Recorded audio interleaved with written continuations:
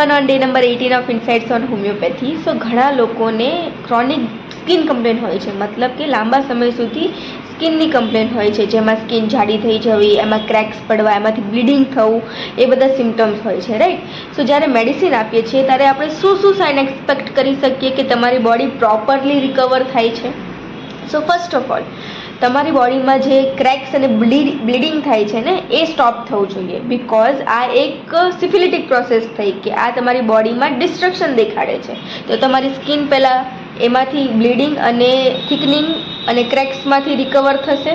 Secondly, આ દરમિયાન possibility છે કે તમારી બોડીમાં ઇચિંગ વધી જાય, ખંજવળ વધી જાય, બટ એ કાંઈ ટેમ્પરરી ફેઝ માટે જ તે વધતી હોય છે, પછી એ બી રિકવર થઈ જતી હોય છે. ઘણીવાર આપણે ઓઇન્ટમેન્ટ્સ લગાડીએ છીએ, સ્ટીરોઇડ્સ લગાડીએ છીએ, જેનાથી ટેમ્પરરી રિલીફ થતું હોય છે ઇચિંગમાં, બટ અગર પરમનન્ટ ક્યોર જોઈતો હોય તો ફર્સ્ટ ઓફ ઓલ તમારા ક્રેક્સ અને બ્લીડિંગ સ્ટોપ થશે, ઇચિંગ થોડુંક વધશે, એન્ડ ધેન આફ્ટર તમારી ડિઝીઝ જે છે ને એ પરમનન્ટલી તમારી બોડીમાંથી નીકળી જશે, right. Thank you so much.